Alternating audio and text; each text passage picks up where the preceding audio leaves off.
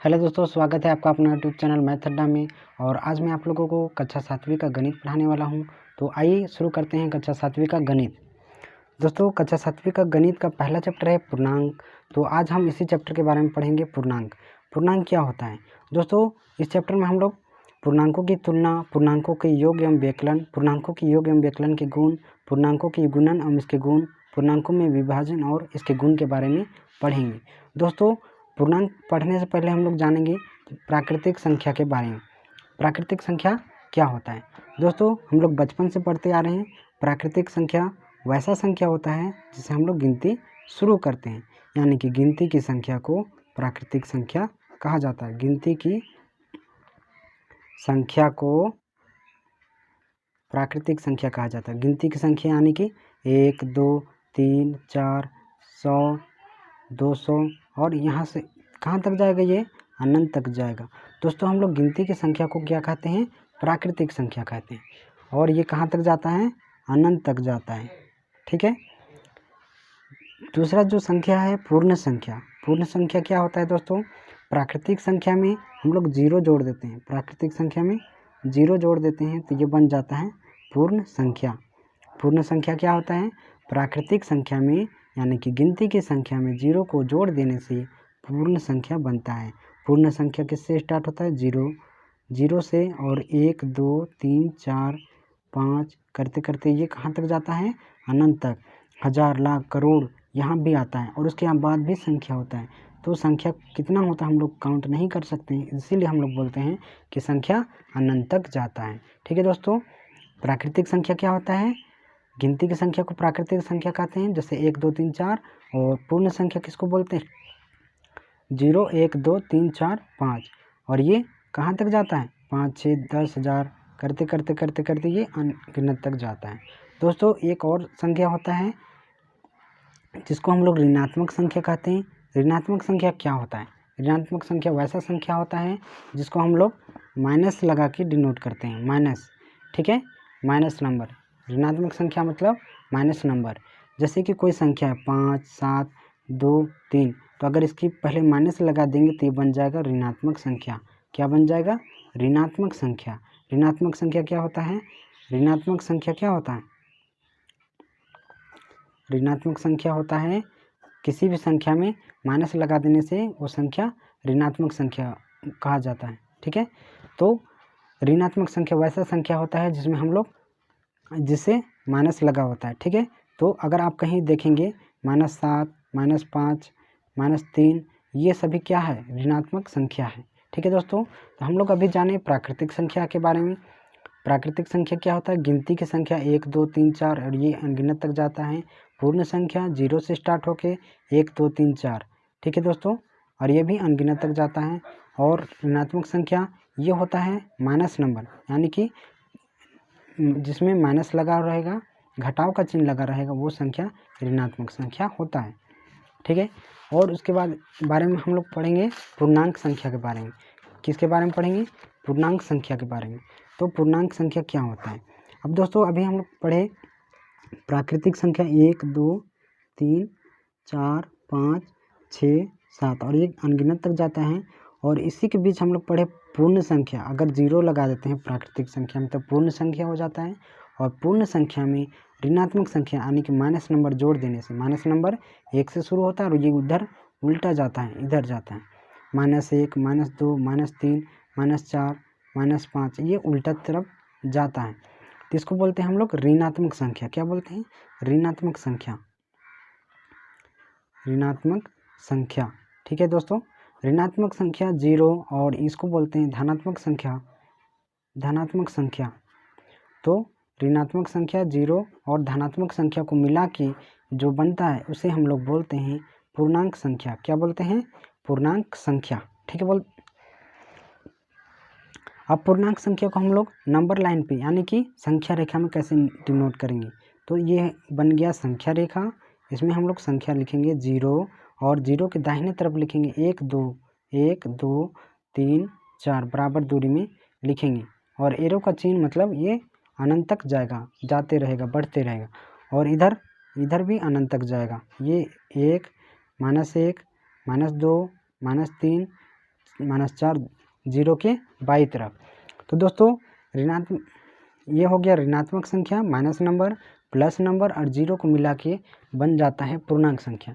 पूर्णांक संख्या को संख्या रेखा में कैसे करेंगे, जीरो को बीच में लिखेंगे और जीरो को दाहिने तरफ बराबर बराबर दूरी में 1 2 3 4 लिखेंगे और जीरो के बाई तरफ -1 -2 -3 करके इधर भी लिखते जाएंगे और ये कहाँ तक जाएगा, बढ़ते रहेगा। एरो का निशान मतलब ये बढ़ते रहेगा और इधर भी एरो का निशान इधर भी बढ़ते रहेगा।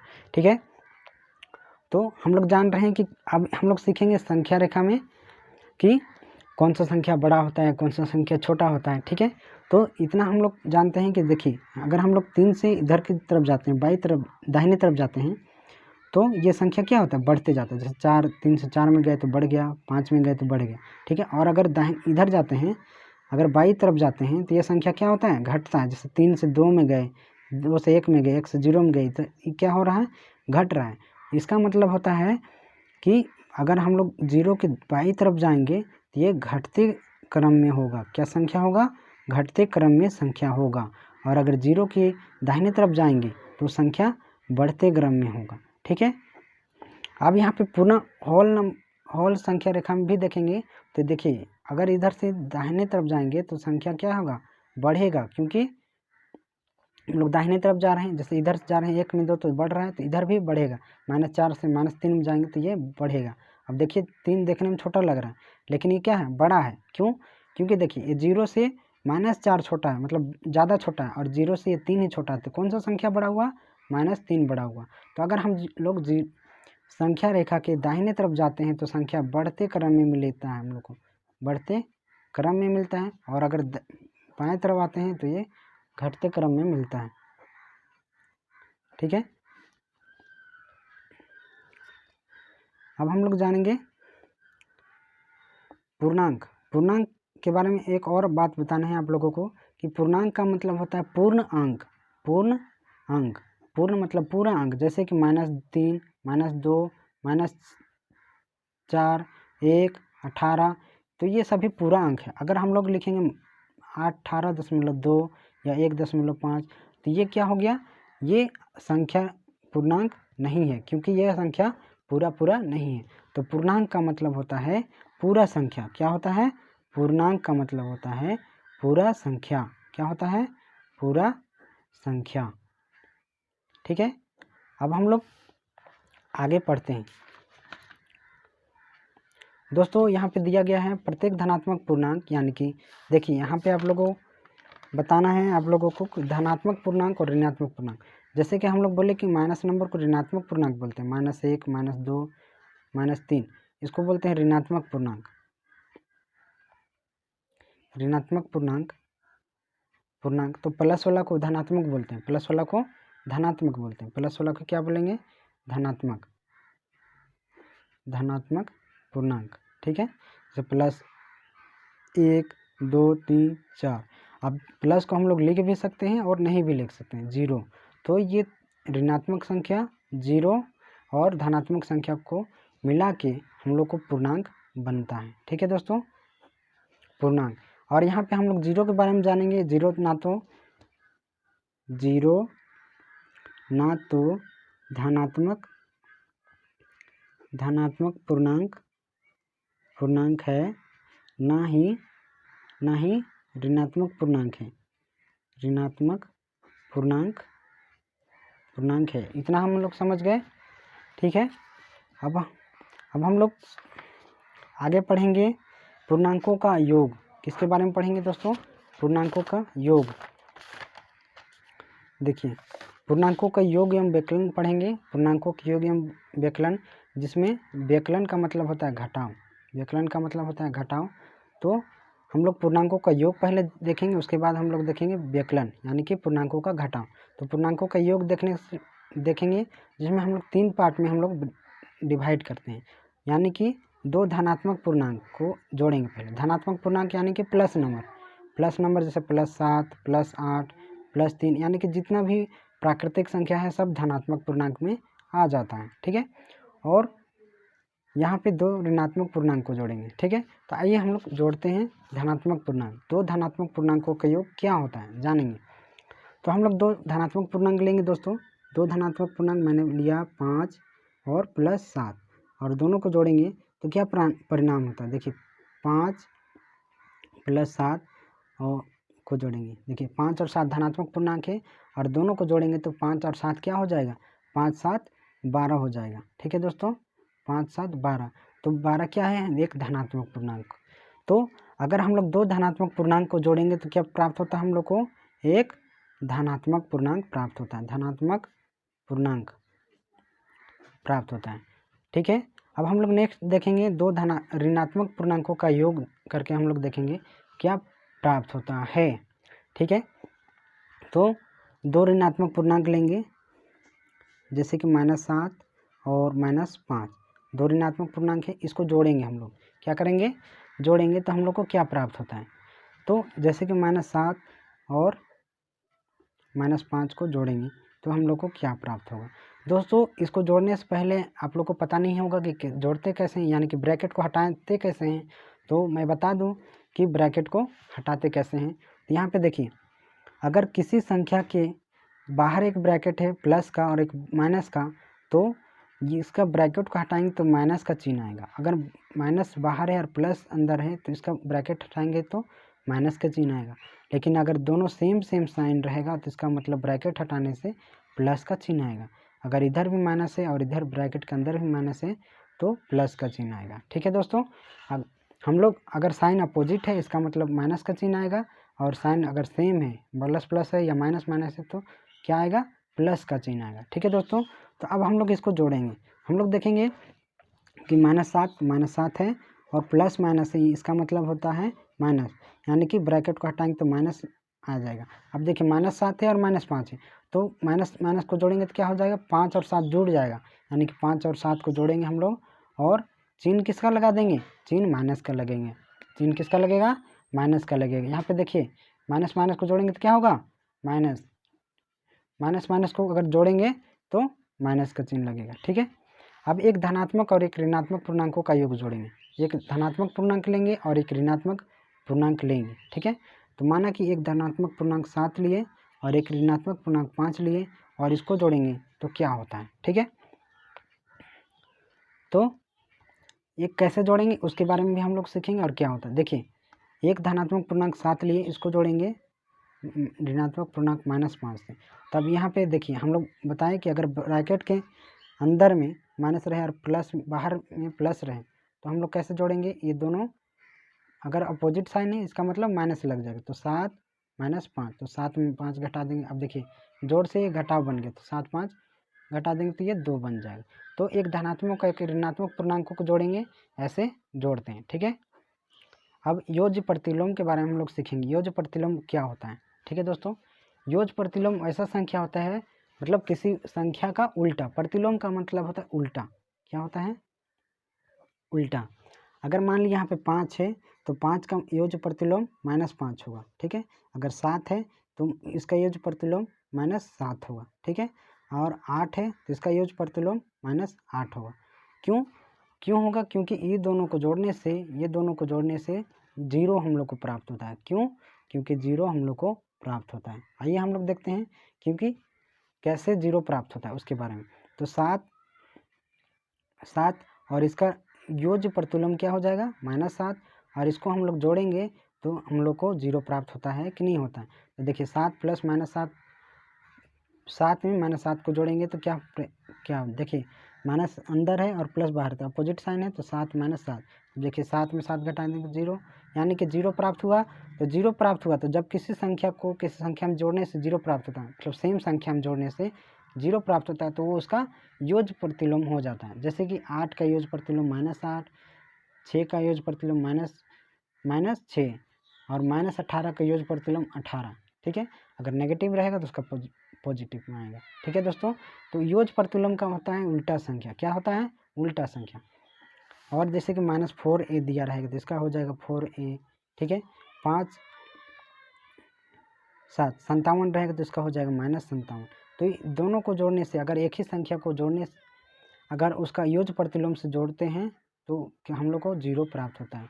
तो अगर हम लोग 0 प्राप्त होता है तो इसका मतलब योज्य प्रतिलोम है। ठीक है दोस्तों, आगे बढ़ते हैं। पूर्णांकों का व्युत्कलन। अब हम लोग को व्युत्कलन का मतलब होता है घटाव। घटाव बनाएंगे, पूर्णांक को कैसे घटाया जाता है। ठीक है दोस्तों, तो दो पूर्णांक लेंगे हम लोग। मैंने लिया -3 -5 और इसको घटाना है। ठीक है दोस्तों, तो एक रूल हमेशा के लिए ये याद रख लीजिए, अगर ब्रैकेट के अंदर माइनस रहेगा और प्लस बाहर में रहेगा, ठीक है, अगर माइनस बाहर रहेगा और प्लस अंदर में रहेगा तो ये माइनस होगा, प्लस बाहर रहेगा माइनस अंदर में रहेगा तो ये माइनस होगा, प्लस बाहर रहेगा प्लस अंदर रहेगा तो ये प्लस में होगा, माइनस बाहर रहेगा माइनस अंदर में रहेगा तो ये प्लस में होगा। ठीक है दोस्तों, तो ये इतना आप नोट कर लीजिए। ठीक है, अब देखिए हम लोग को व्युत्कलन करना है, माने घटाना है। ठीक है, तो -3 में घटाएंगे, घटाव का चिन्ह देंगे और किसको घटाएंगे, -5 को घटाएंगे। तो क्या होता है देखिए, -3 को 3 लिख दिए, यहाँ पे माइनस है और यहाँ पे ब्रैकेट के अंदर भी माइनस है, तो ब्रैकेट को हटाएंगे तभी तो हम लोग घटाएंगे। तो ब्रैकेट को हटाएंगे, देखिए माइनस है और ब्रैकेट के अंदर भी माइनस है तो क्या हो जाएगा, प्लस हो जाएगा और ये 5। अब देखिए किसी भी संख्या को घटाने के लिए क्या करेंगे, बड़ा में से छोटा को घटा देंगे, चिन्ह को छोड़ते हुए, चिन्ह को हम लोग छोड़ के बड़ा में से छोटा संख्या को घटा देंगे। तो बड़ा संख्या कौन है, 5 और छोटा संख्या 3। अब देखिए इसमें घटा देंगे तो कितना बचेगा, 2, और इसका चिन्ह क्या लगेगा, बड़ा संख्या का जो चिन्ह रहेगा वही चिन्ह लगेगा, यानी कि बड़ा संख्या का कौन सा चिन्ह है, प्लस का साइन है, यानी कि बड़ा संख्या के पहले जो चिन्ह है प्लस का साइन है तो यहाँ भी प्लस लगेगा। ठीक है, और एक उदाहरण देते हैं, माना कि 17 -17 को जोड़ें, घटाना है हम लोग को,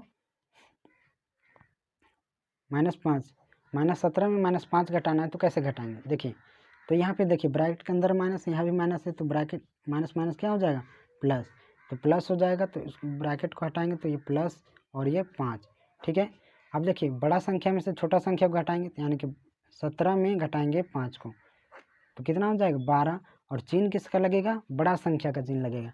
ठीक है दोस्तों, तो बड़ा संख्या कौन है इसमें, -17 बड़ा है और उसके पहले का चिन्ह क्या है, माइनस, तो इसमें भी लगेगा माइनस। ठीक है दोस्तों, तो घटाओ समझ गए आप लोग। देखिए घटाते कैसे हैं, एक माइनस और प्लस का रहेगा, यानी कि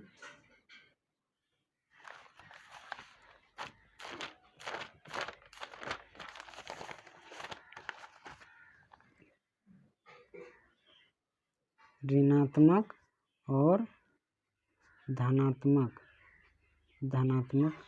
को घटाना कैसे घटाएंगे, देखिए एक ऋणात्मक लेंगे माइनस और एक धनात्मक लेंगे 17 और इसको घटाना रहेगा तो क्या करेंगे, -7 और इसको घटाना है +17, यहाँ पे 17।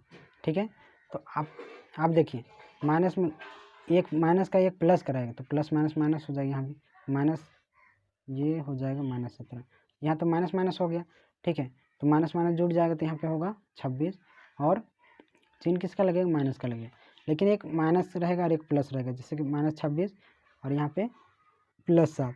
तो बड़ा संख्या में छोटा को घटाएंगे। ठीक है, बड़ा संख्या कौन है, 26, और इसमें छोटा को घटाएंगे तो बन जाएगा 16 में 7 तो 9, यहाँ पे 1 19 बचेगा, और चिन्ह किसका लगेगा, बड़ा संख्या के पहले जो चिन्ह लगेगा, तो बड़ा संख्या यानी कि 26 संख्या बड़ा है और उसका पहला चिन्ह है माइनस, तो इसका माइनस लग जाएगा।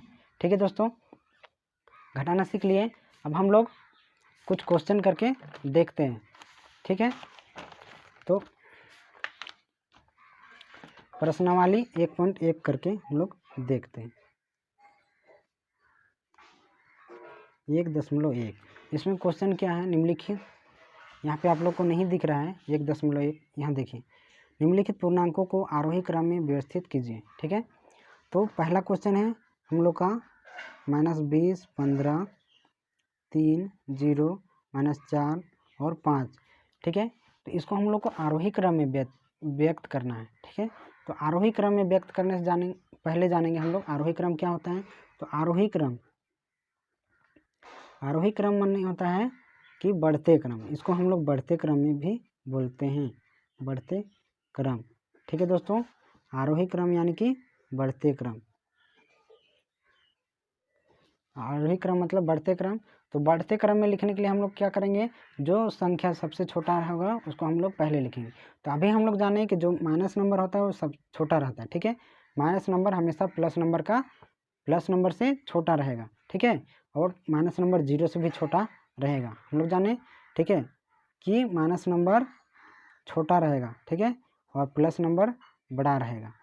माइनस नंबर और 0 बीच में आता है, तो इधर देखिए, इधर बढ़ते हैं, यानी कि माइनस जो नंबर रहेगा वो हमेशा 0 से छोटा होगा, ठीक है।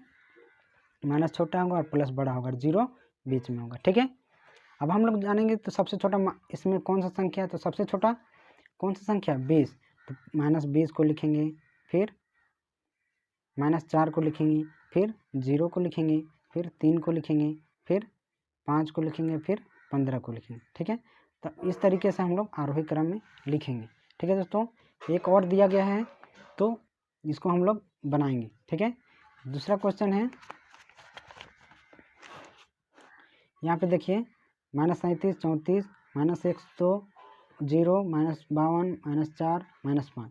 तो हम लोग इतना हम लोग समझ चुके हैं कि माइनस में जो नंबर सबसे बड़ा होगा, मतलब जो अंक सबसे बड़ा होगा उसमें माइनस का चिन्ह लगा रहेगा, तो वो संख्या सबसे छोटा होगा, ठीक है। अब देखिए, क्योंकि उसमें माइनस लगा है तो जितना माइनस लगा है वो संख्या उतना ही छोटा होगा, यानी कि -37, इसको हम लोग यहाँ पे आपको लिख के बता रहा हूँ।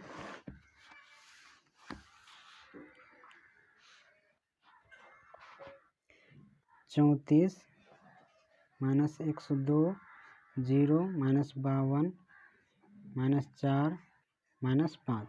तो इसको आरोही क्रम में व्यक्त करना है। अब हम लोग जानते हैं कि -102 सबसे छोटा है, क्यों, क्योंकि 0 से 102 छोटा है।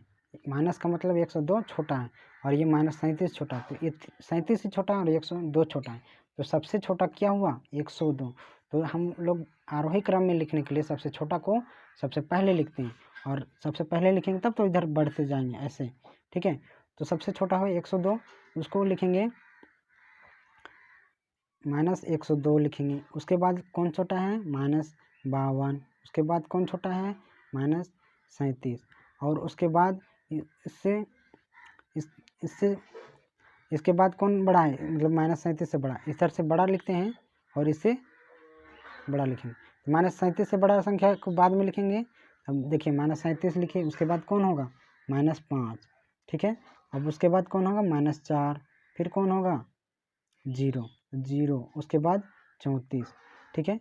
इसको हम लोग इधर और लिखते हैं एक बार, देखिए, सबसे छोटा है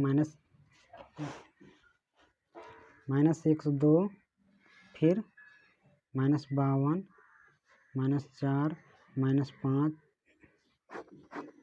देखिए, -102, -52, -5, -4 और 0 और उसके बाद 34। ये देखिए, ये हो गया आरोही क्रम में। कौन सा क्रम में हुआ, आरोही क्रम में, ठीक है। नेक्स्ट क्वेश्चन हम लोग देखेंगे, क्वेश्चन नंबर 2। निम्नलिखित पूर्णांकों को अवरोही क्रम में व्यक्त कीजिए। अवरोही क्रम में आरोही क्रम का जस्ट उल्टा होता है, ठीक है दोस्तों। अवरोही क्रम क्या होता है, आरोही क्रम का उल्टा होता है, उल्टा होता है किससे, आरोही क्रम का उल्टा, ठीक है। उल्टा होता है आरोही क्रम का, ठीक है। तो अवरोही क्रम में क्या होता है कि हम लोग घटते क्रम, इसको बोलते हैं घटते क्रम, क्या बोलते हैं, घटते क्रम, ठीक है। तो अगर अवरोही क्रम में लिखना है तो जो बड़ा संख्या है उसको हम लोग पहले लिखते हैं और छोटा को बाद में लिखते हैं, तब तो हम लोग घटते आएंगे, सबसे बड़ा को पहले लिखेंगे, फिर छोटा, फिर छोटा, तो इस तरीके से हम लोग घटते आएंगे। तो देखिए, एक एग्जाम्पल मैं बता रहा हूँ बना के।